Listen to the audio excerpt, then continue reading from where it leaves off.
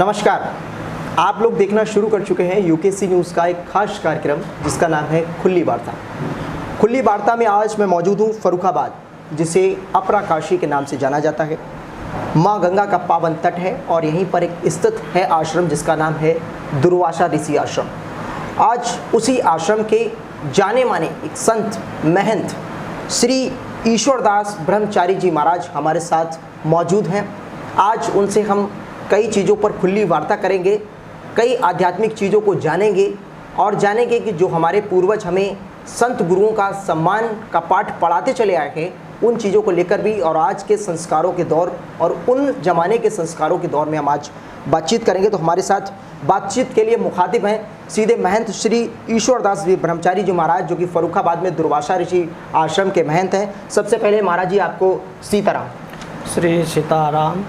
महाराज जी, सबसे पहला प्रश्न जो मेरा आपसे है, चूँकि आप एक बड़े संत हैं, कि इस दुर्वासा ऋषि आश्रम जो कि आश्रम फर्रुखाबाद में है, तो जो दुर्वासा ऋषि आश्रम जिस नाम से पढ़ा, यानी कि साफ है कि दुर्वासा ऋषि जी थे, तो उनके बारे में जरा थोड़ा अगर दर्शकों को बता। सभी पत्रकार बंधुओं का साधुवाद, धन्यवाद, जो कि आप सब लोग इतनी दूर दराज क्षेत्रों में जाकर के खबर जन जन तक पहुंचाते हैं। इसके लिए आप सब लोगों का साधुवाद, धन्यवाद।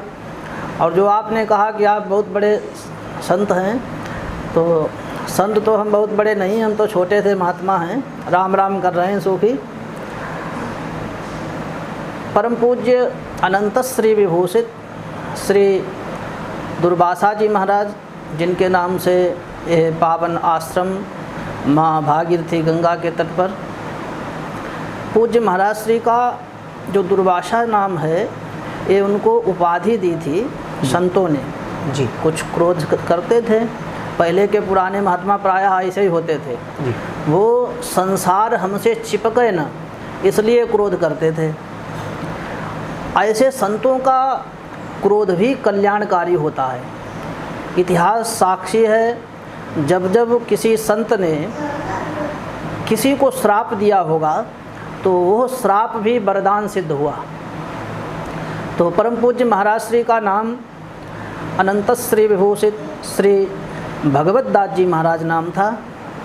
साधु समाज ने उनको दुर्वासा जी की उपाधि दी थी। जिन दुर्वासा जी के बारे में हमारे धर्म ग्रंथों में विवेचन मिलता है, वो दुर्वासा जी भगवान शंकर जी के अवतारी थे। हमारे परम पूज्य महाराज श्री ये बिहार के ब्राह्मण परिवार से, ब्राह्मण शरीर से संत थे। तो इनका नाम अनंत श्री विभूषित श्री भगवत दास जी था और दुर्वासा जी इनको संत समाज उपाधि दी, उनको कहने लगे थे जी। महाराज जी, इस आश्रम की जो स्थापना हुई थी फर्रुखाबाद में, दुर्वासा ऋषि आश्रम की, ये कब हुई थी? कुछ जानकारी कर इसकी।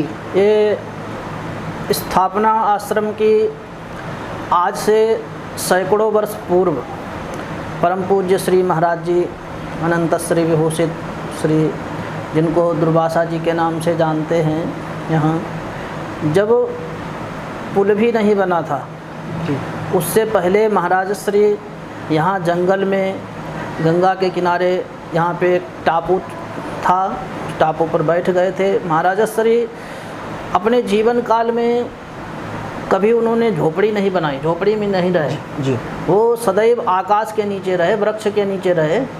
और ऐसा देखने वाले आज भी कुछ लोग हैं जिन्होंने आँखों से देखा जी कि जैसे आप बैठे हैं, आपके ऊपर बारिश हो रही है, आप भीग गए जी, और महाराज जी के ऊपर बारिश नहीं होती थी। अच्छा, ऐसा देखने वाले आज भी हैं।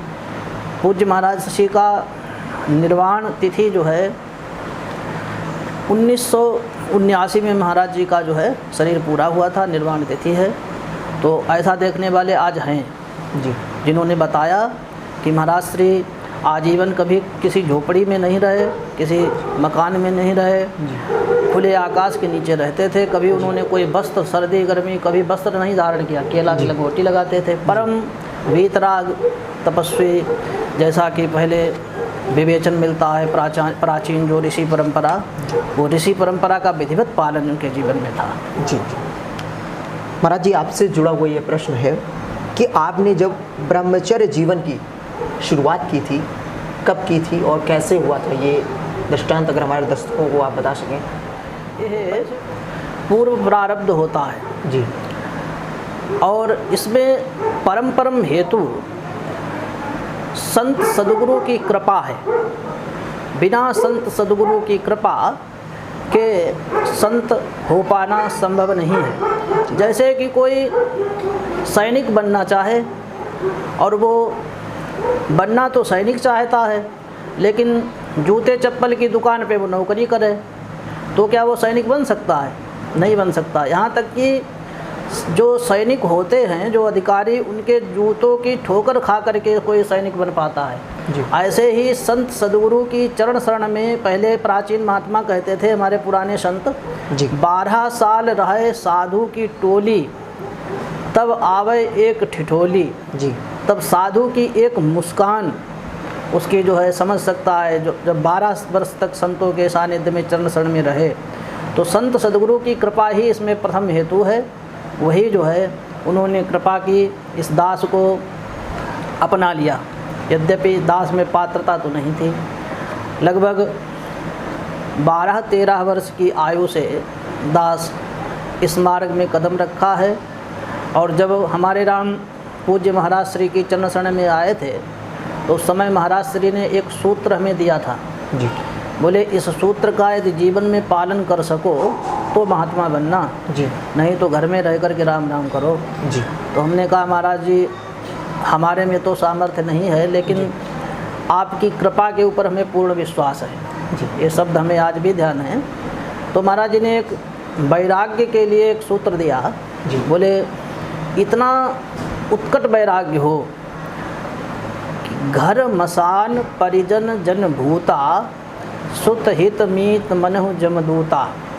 हमें घर अपना जो है शमशान घाट के समान लगने लगे, उसमें रहने वाले भाई बंधु भूत प्रेत लगने लगे। ऐसा जब दृढ़ हो जाए, हृदय में दृढ़ता आ जाए, तब पक्का वैराग्य माना जाएगा। और इसको यदि पालन कर सको तो साधु बनो। जी। तो हमने कहा, महाराज जी हम प्रयास करेंगे, आपकी कृपा जी। इसमें जो है सहायक हो। जी। तो ठाकुर जी की कृपा से, गुरुदेव भगवान की कृपा से जब से घर छोड़ दिए, फिर तब से छोड़ दिए, फिर दोबारा घर नहीं गए। 12-13 वर्ष की अब आयु से जी। जब हमें संतों ने, संत गुरुदेव भगवान ने ऐसा आदेश कर दिया, गांव तो गए, लोगों ने बुलाया, जन्मभूमि गए, कोई यज्ञ याग आदि हुआ, लेकिन हम उस गली में नहीं गए जिस गली में हमारे राम की जन्मभूमि का मकान था। क्योंकि गोस्वामी तुलसीदास जी कहते हैं, तुलसी बहान जाइए जहाँ जन्म को ठाव, ज्ञान ध्यान पूछे नहीं ले पुरानो नाव। तो गोस्वामी तुलसीदास जी ने तो जन्मभूमि जाने के लिए ऐसा संकेत किया कि साधु को नहीं जाना चाहिए। यद्यपि हमारे धर्म ग्रंथों में ऐसा विवेचन है कि अपि स्वर्णमयी लंका नाभि लक्ष्मण रोक्षते, जननी जन्मभूमिश्च स्वर्गादपि गरीयसी। जननी और जन्मभूमि स्वर्ग से भी बढ़कर के होती है। वो पूजनीय तो हो, लेकिन साधक के लिए ये महान पुरुषों ने आदेश दिया, ये संकेत किया कि जन्मभूमि में जाने से हो सकता है कि कहीं परिवार से पुनः लगाव हो जाए। तो इसलिए परिवार से, और प्रायः देखा जाता है जी। महात्मा हो जाते हैं और फिर संत होने के बाद संपत्ति इकट्ठी करके और फिर घर में डालते हैं जा करके। तो यह जो व्यवस्था है, यह व्यवस्था ठीक नहीं है। उन संतों की साधुता भी नष्ट हो जाती है जो साधु वेश में भिक्षावृत्ति करके और घर में डालते हैं जा करके। तो इसलिए महाराज जी, जैसे हम लोग देखते हैं तमाम तरीके से लोग आते हैं, क्योंकि दुर्वासा ऋषि आश्रम जो है अपना गंगा तट के पास ही बना हुआ है, आपके समीप है।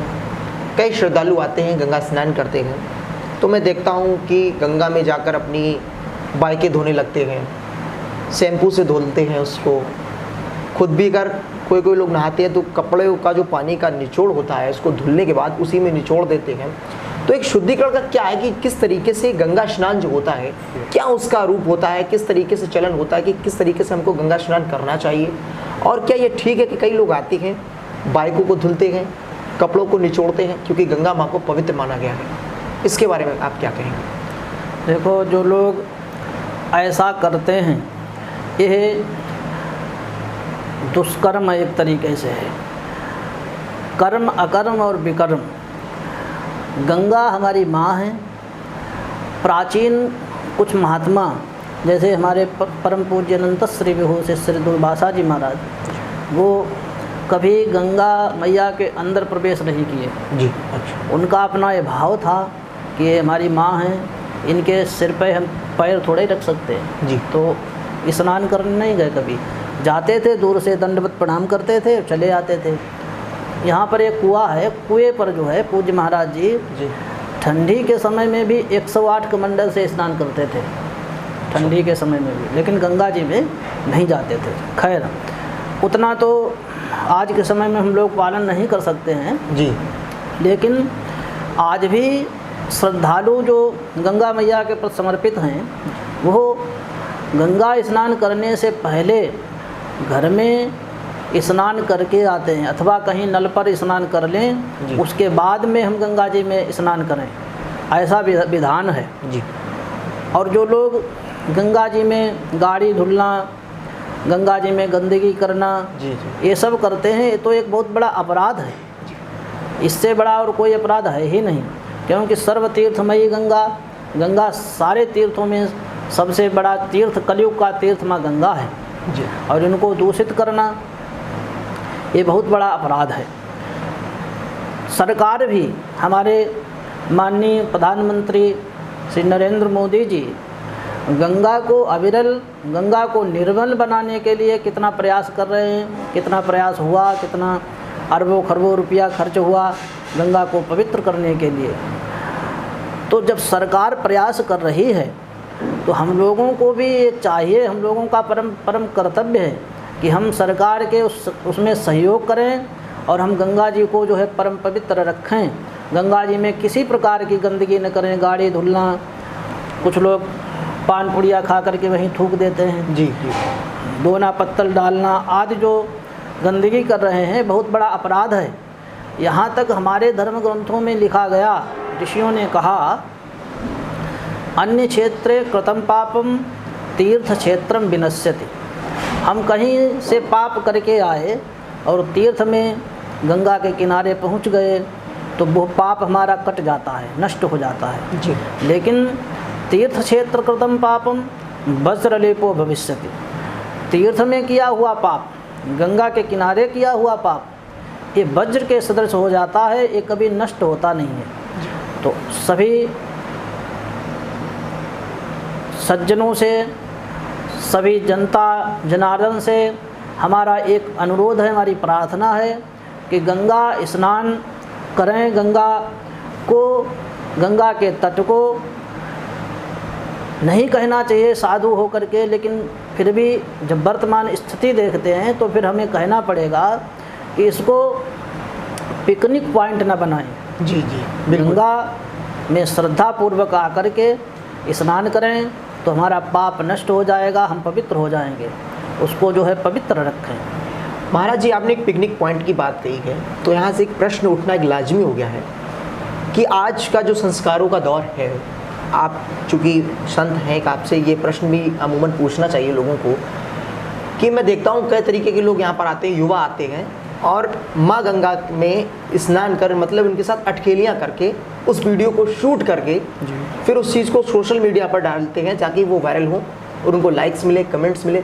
ऐसे युवाओं को क्या संदेश देना चाहेंगे जो माँ गंगा में आकर इस तरह की अटखेलियाँ हैं जिसमें कई अब युवतियाँ भी शामिल हो गई हैं? महाराज जी, माँ गंगा के किनारे गंगा जी को दूषित करके अथवा हम अपने माता पिता का किसी प्रकार से गलत तरीके से वीडियो बना करके और उसको हम लोड करके उसको हम डालें और हम फिर ये चाहें कि हमारी ख्याति होगी, कभी भी 100 जन्मों में भी ख्याति नहीं होगी, यहाँ तक कि हमें अपयश ही मिलेगा जी। ये बहुत बड़ा अपराध है।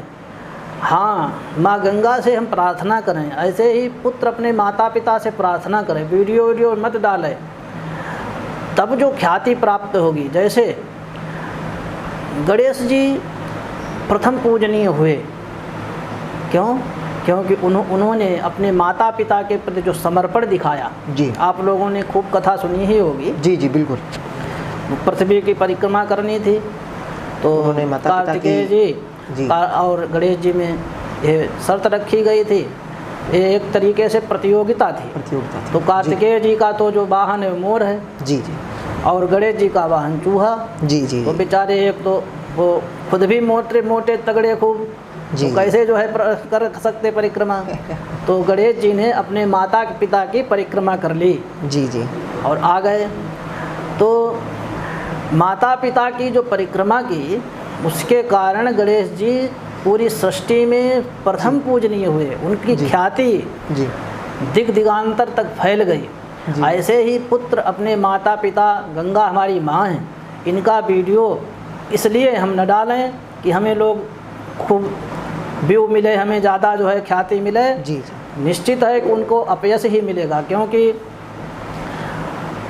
हानि लाभ जीवन मरण यश अपयश विधिहात, ये हम खूब वीडियो डाल करके देख लें, कुछ होने वाला नहीं है। जी। जिनको ख्याति मिलती है उनको कृपा से ख्याति मिलती है। जैसे आज के समय में पूरे विश्व में जो प्रथम स्थान में गिने जाते हैं परम पूज्य अनंत श्री विभूषित श्री पूज्य प्रेमानंद जी महाराज। जी जी जी। परम पूज्य श्री बागेश्वर वाले धीरेन्द्र कृष्ण शास्त्री जी महाराज जी। इन लोगों का, पूज्य प्रेमानंद जी महाराज जी का राधा रानी के प्रति जो समर्पण, जो उनकी श्रद्धा, जो उनका लगाव, ऐसे ही पूज्य धीरेन्द्र शास्त्री जी का अपने गुरुदेव के प्रति, हनुमान जी के प्रति जो लगाव है, संतों के प्रति जो लगाव है जी, इसके कारण ख्याति मिलती है। ऐसे बने हमारे आज के युवा जी कि उनको पूरा विश्व जाने। जी। और गंगा का, अपनी माता का, अपना पिता का वीडियो डाल करके कोई ख्याति नहीं प्राप्त कर सकता है। महाराज जी, आज के युग में क्या लग रहा है कि आज का युवा क्या भक्ति की ओर रुख कर रहा है, आध्यात्मिक की ओर रुख कर रहा है या नहीं कर रहा है? और अगर नहीं कर रहा है तो क्यों नहीं कर रहा है? इस चीज़ का किस तरीके से इस चीज़ को आप देखते हैं? हाँ। या संदेश देना चाहेंगे वर्तमान समय में तो हम ये कहेंगे परिवर्तन बहुत हुआ जी। कोरोना के बाद से। जी।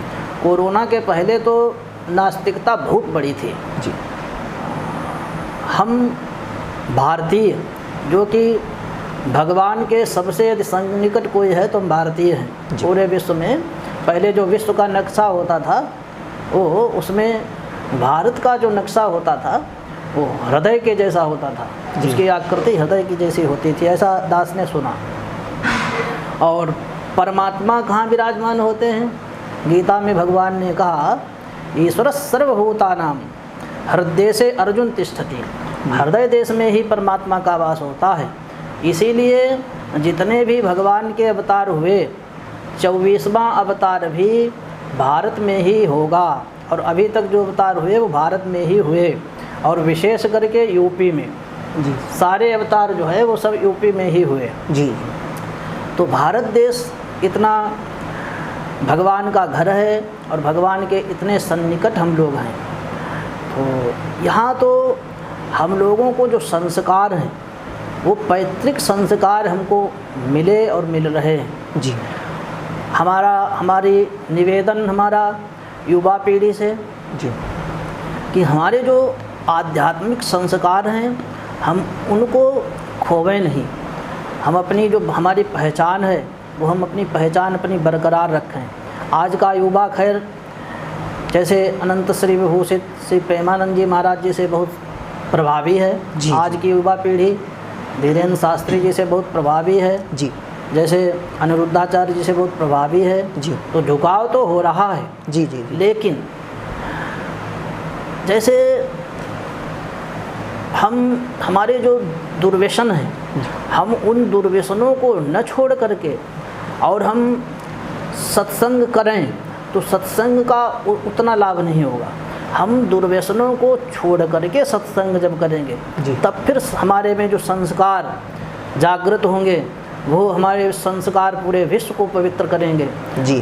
तो आज की युवा पीढ़ी का झुकाव हो रहा है खैर सनातन के प्रति, हम अपने धर्म के प्रति। लेकिन जो पाश्चात्य सभ्यता हावी हो चुकी है, जैसे कलयुग का प्रचंड रूप है मोबाइल। जी। तो आज की युवा पीढ़ी सर्वप्रथम तो मोबाइल के दुरुपयोग से बचे। जी। हम ये नहीं कहते कि मोबाइल रखे नहीं, मोबाइल हम भी रखते हैं जी। लेकिन उसका दुरुपयोग न हो, उसका सदुपयोग किया जाए। जैसे आध्यात्मिक जगत में टेलीविज़न बहुत खराब है। जी। टेलीविज़न जो है, भारत का चरित्र ही तब से गया जब से भारत में चलचित्र आया। जी। जी। लेकिन उसी टीवी का, जी। टीवी के द्वारा पूज्य श्री रामानंद सागर जी ने रामायण का जो चित्रण दिया, पूरे विश्व में सबसे अधिक देखा जाने वाला जो सीरियल बना वो रामायण को ख्याति प्राप्त हुई। जी। जी।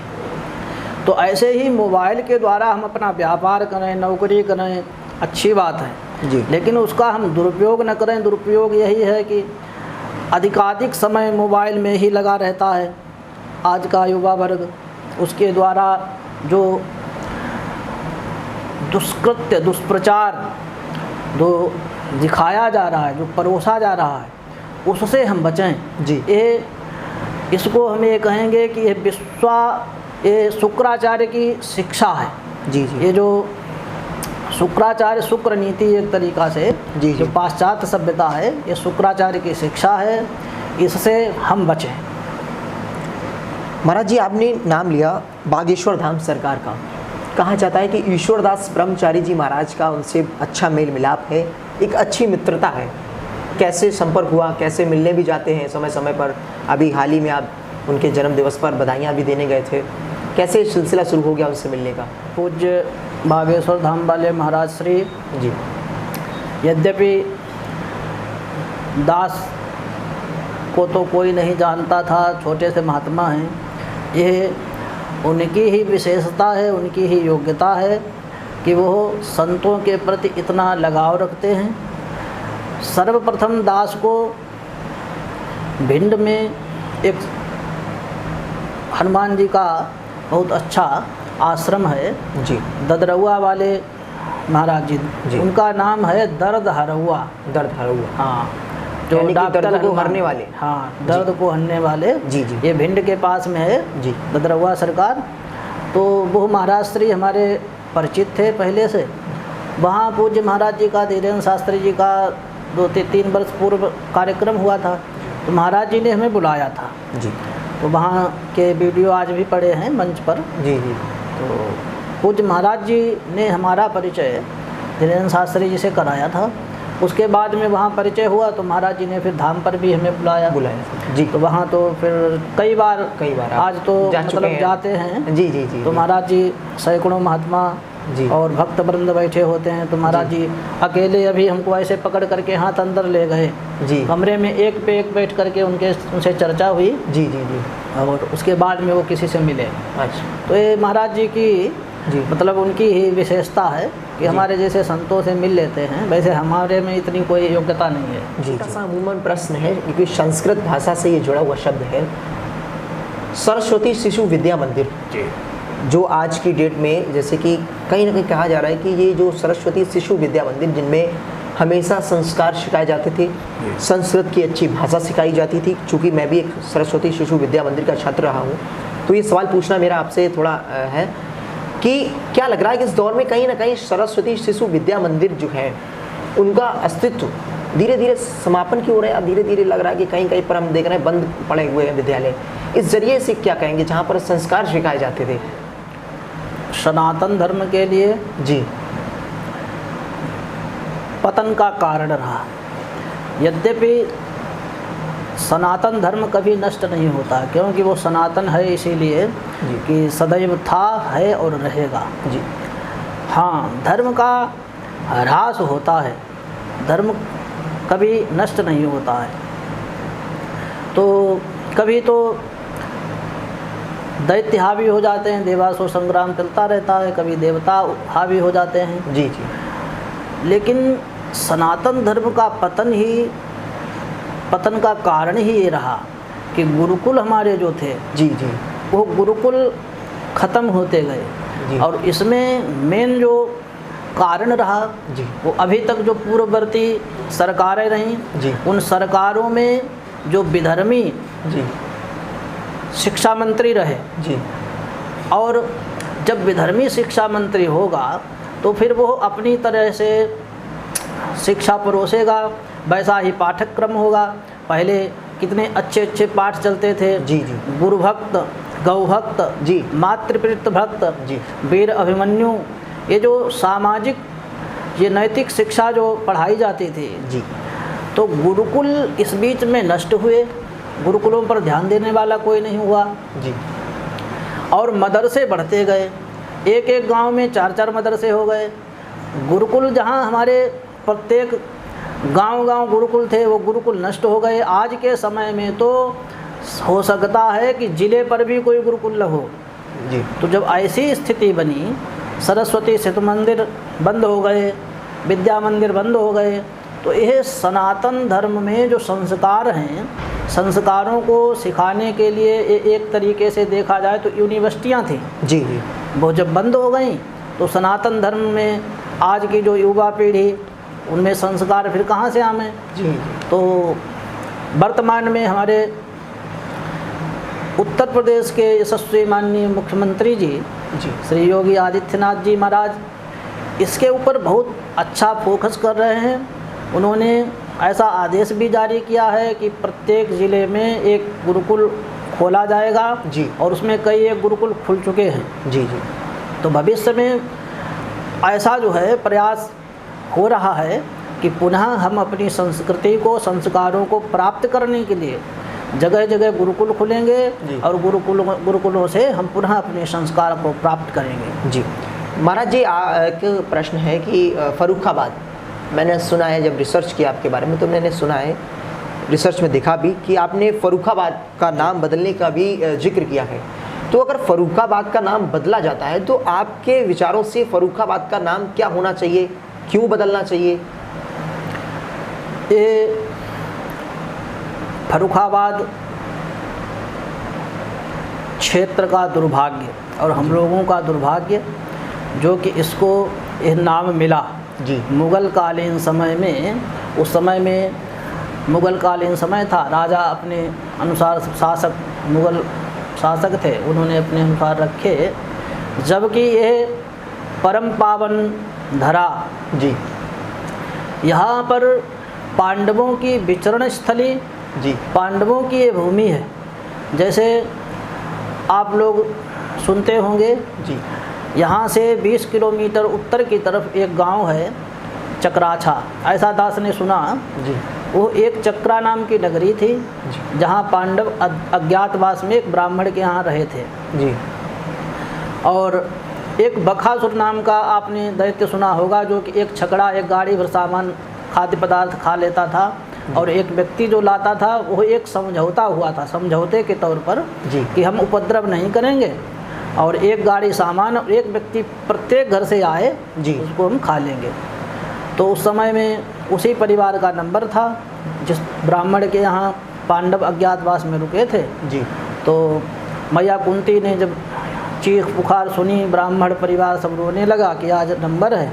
वो माता कहे कि हम जाएंगे, पिता कहे कि हम जाएंगे, बालक कहे कि नहीं हम जाएंगे। तो कुंती मैया ने कहा कि हमने इनका नमक खाया है, नमक चुकाने का जो है, आज नमक का कर्ज चुकाने का आज का समय है। जी। तो उन्होंने कहा कि हमारे जो पुत्र हैं वो देवताओं से मंत्र प्राप्त हैं जी, और वो एक हमारा पुत्र लेकर के जाएगा सामान आज। तो भीम को भेजा। वो जो दानव था बकासुर नाम का, जी, वो यहाँ पर एक जगह है फतेहगढ़ में, जी, नौखंडा में गुफाएं थी। उस गुफा में वो दानव रहता था। तो भीम जी यहीं सामान लेकर के आए थे, जी, और वो सामान तो वो भीम जी स्वयं खा गए। और फिर वो जो राक्षस बाहर आया तो उसको क्रोध आया, जी, तो भगवान ने उसका उन्होंने भीम जी ने वध किया। वध करके उनको जब चारों तरफ उनकी ख्याति फैलने लगी, जी, तो उन्होंने कहा कि हमारा जो अज्ञातवास भंग हो जाएगा। जी।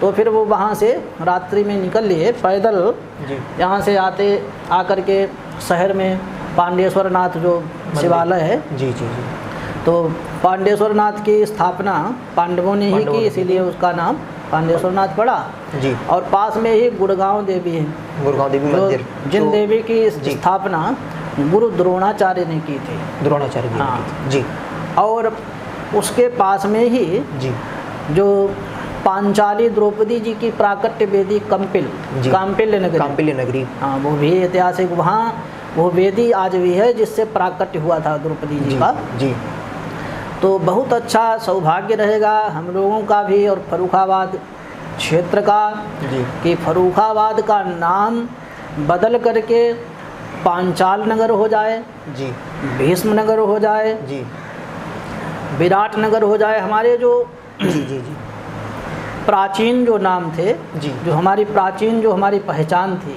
जी वो हमारी प्राचीन पहचान हमें वापस मिल जाए, जी। ये बहुत बड़ा सौभाग्य होगा।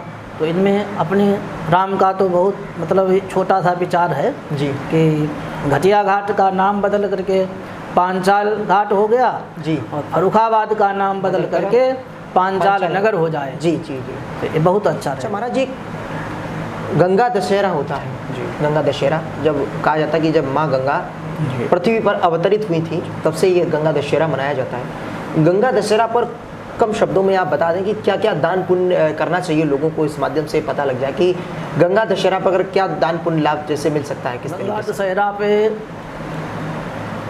बहुत अच्छी बात है, जितने भी दान हैं जी उन सब दानों में न अन्न जल समम दानम, जेठ का महीना होता है, लपट चलती होती है, तो उस समय में जल का दान किया जाए। मीठे जल का दान जो है उसका बहुत बड़ा महत्व होता है, जी क्योंकि उस समय जल का महत्व तो हर समय है जी। और उस समय में विशेष महत्व होता है। जी जी। और फिर तो जो भी चीज़ दान करेंगे जी उस दिन जो है उस तिथि पर सबका अधिक महत्व है, क्योंकि गंगा मैया पृथ्वी पर उस दिन अवतरण होता है, तो जी। उसमें शब्द है दशहरा। दशहरा जी तो दशहरा को दान पुण्य करने से, गंगा स्नान करने से जी। हमारे शास्त्रों में 10 पाप बताए गए हैं, जैसे कायिक, वाचिक, मानसिक, सांसर्गिक आदि 10 पाप। इस पर गंगा दशहरा पर दान पुण्य करने से, गंगा स्नान करने से 10 विध पापों का हरण हो जाता है, इसलिए दशहरा नाम पड़ा। तो उस दिन सब लोग श्रद्धापूर्वक गंगा स्नान करें जी। और दान पुण्य करें, जी। तो हमारे जो पाप हैं वो नष्ट हो अपने जाएं। देश में अब एक स्वप्रसिद्ध संत हैं प्रेमानंद जी महाराज, 2 शब्द उनके लिए क्या कहेंगे, कैसे संत हैं, क्या कहेंगे? पूज्य प्रेमानंद जी महाराज जी के लिए दास का तो यही भाव है। हमारे राम जब पूज्य प्रेमानंद जी से मिल कर के आए जी तो हमारा जो फेसबुक अकाउंट है उस पर विद्यार्थी डालते रहते हैं, जी जी तो उसमें हमारे कुछ शब्द लिखे भी हैं, आप लोग फेसबुक में देख लेंगे। जी और दास का तो यही भाव है कि जब दास ने दर्शन किया तो ऐसा महसूस हुआ कि आज सुफल तप तीरथ त्यागो, आज सुफल जप जोग विरागो। जब पूज्य महाराज जी का दर्शन किया तो ऐसा लगा महाराज जी का जो प्रेम स्नेह, महाराज जी का वात्सल्य दास के ऊपर, उनका जो वरद हस्त दास के सिर पर जो स्पर्श हुआ, तो ऐसा लगा कि जैसे साक्षात ठाकुर जी ही प्रत्यक्ष रूप में आकर के ठाकुर जी ही लाड़ प्यार दुलार कर रहे हों। जी ऐसे ही वर्तमान समय में पूज्य प्रेमानंद जी महाराज जी, उनके लिए तो वाणी का विषय ही नहीं है जिनके बारे में कुछ कहा जा सके। जी वो तो अवतारी मूर्ति है। ऐसे संत साक्षात इस धराधाम पर भगवान का ही रूप लेकर के आते हैं। कहा जाता है कि जब उन्होंने ब्रह्मचर्य का पालन किया था तो कहा जाता है कि यहाँ फर्रुखाबाद के इसी दुर्वासा ऋषि आश्रम में शायद उन्होंने आश्रय भी लिया था। अगर इस चीज़ का अगर आपको जिक्र मालूम हो तो। ये चर्चा पूज्य महाराज श्री ने दास से कही थी ये बात आपसे? जी जी वो उस समय महाराज जी का त्याग वैराग्य, उस समय के कुछ चित्र भी मिलते हैं। अच्छा। पूज्य महाराज जी बनारस में पहले रहते रहे, जी जी तो गंगा मैया का वो परिक्रमा कर रहे थे उस समय। अच्छा तो जी। गंगा मैया का परिक्रमा करते हुए उस समय वो यहाँ पर आए थे जी। इसीलिए उस समय की स्मृति उन्होंने दास से साझा की थी। जी। वो त्याग वैराग का समय, वो तो उसका अनुभव तो महाराज ही कर सकते हैं कि उस समय क्या अनुभव रहा। महाराज जी, अगर आज के जीवन में, आज युग में, आज में लोग अगर ब्रह्मचर्य जीवन जीने का अगर सोचते हैं तो ब्रह्मचर्य का पालन कैसे कोई कर सकता है, इसका जरा अगर सूत्र आप बता सकें। देखो, ब्रह्मचर्य का पालन जी वर्तमान समय में बहुत कठिन है, लेकिन ऐसा नहीं कि आज के समय में ब्रह्मचारी नहीं, ऐसा नहीं कि कोई कर नहीं सकता है। सदैव से ही बीज की रक्षा स्वयं ठाकुर जी करते हैं, भगवान करते हैं। तो आज भी यदि हम प्रयास करें तो सब कुछ संभव है। इसमें प्रथम जो हेतु है, वो प्रथम हेतु तो उसमें मेन चीज़ है हमारा आहार। वेद भगवान कहते हैं यो अरिष्ठम तन मनः, ये सूत्र वेद में है। हम जो आहार करते हैं, भोजन का सूक्ष्माति सूक्ष्म भाग ही मन बनता है। जब तक हमारा आहार शुद्ध नहीं होगा तब तक हमारा विहार शुद्ध नहीं हो सकता है। आहार शुद्ध हो सत्व शुद्धि, तो हमारा आहार सतोगुणी हो, शुद्ध सतोगुणी आहार हो तो ब्रह्मचर्य के पालन में बहुत सहायक होता है। और उससे भी प्रथम यदि सद्गुरुदेव प्रसन्न हो जाएं, गुरुदेव प्रसन्न हो जाएं और अपने शिष्य को आशीर्वाद दे दें। जैसे आप लोगों ने प्राचीन समय में देखा होगा, पहले ग्रंथ नहीं होते थे। जैसे हमारे यहाँ वेदों के दो नाम बताए गए, दो नाम से संबोधित करते हैं। गुरुजन बोलते थे मंत्रों को, तो शिष्य सुनते थे, तो सुनने से वेद का एक नाम पड़ गया श्रुति, और सुनकर के शिष्य स्मरण रखते थे तो उसका नाम हो गया स्मृति। वेदों के दो नाम हैं, श्रुति और स्मृति। तो उस समय में संत सद्गुरु अपने किसी शिष्य पर प्रसन्न हो जाते थे तो फिर वो बोलते भी नहीं थे, वो अपना वरद हस्त अपने शिष्य के सिर पर पधरा देते थे। सारी विद्याएं उसको हृदयंगम हो जाती थी, सारी विद्याएं उसको कंठ हो जाती थी। ऐसे ही गुरुदेव प्रसन्न हो जाएं, गुरुदेव की प्रसन्नता, गुरुदेव की कृपा, इसमें परम हेतु है। जीवन में गुरुदेव सच्चे गुरुदेव मिल गए, उनकी कृपा मिल गई तो फिर हम ब्रह्मचर्य का पालन भी कर सकते हैं, भगवत प्राप्ति भी कर सकते हैं। आज के युग में भी ये सब संभव है। और जिन जिन ने ब्रह्मचर्य का पालन किया उन पर संत सद्गुरु गुरुदेव भगवान की कृपा रही। बिना गुरुदेव भगवान की कृपा के संभव नहीं। इसमें प्रथम हेतु है गुरुदेव भगवान की कृपा, और दूसरा हेतु है हमारा आहार। जितना ही सतोगुणी आहार होगा उतना ही हमारे जीवन में ब्रह्मचर्य का पालन अच्छे से होगा। तो ये हमारे साथ फर्रुखाबाद गंगा तट पर बसा दुर्वासा ऋषि आश्रम के महंत थे श्री ईश्वरदास ब्रह्मचारी जी महाराज। आप लोगों को कई और ऐसी पौराणिक आध्यात्मिक जगहों पर ले जाएंगे, प्राचीन धरोहरों पर ले जाएंगे, उनकी जानकारी हम आप तक पहुंचाने की कोशिश करेंगे। और फर्रुखाबाद की सबसे खास बात ये बता दूं कि फर्रुखाबाद में प्रतिवर्ष महा का मेला यहाँ पर लगता है, जिसे रामनगरिया कहा जाता है, जिसको मिनी कुंभ के नाम पर यहाँ पर जाना जाता है। लाखों की तादाद में भक्त यहाँ पर आते हैं। तो इस वर्ष भी आप सभी से मेरा भी यही अनुरोध रहेगा कि आप सभी लोग रामनगरिया सब परिवार पधारें और यहाँ पर आनंदित हों, माँ गंगा का स्नान कर उनका धन लाभ गमाएँ। और जो ये दुर्वासा ऋषि आश्रम बना हुआ है, यहाँ पर भी आप लोग एक बार आएँ, चिंतन करें और महाराज जी से भेंट अवश्य करें। नमस्कार।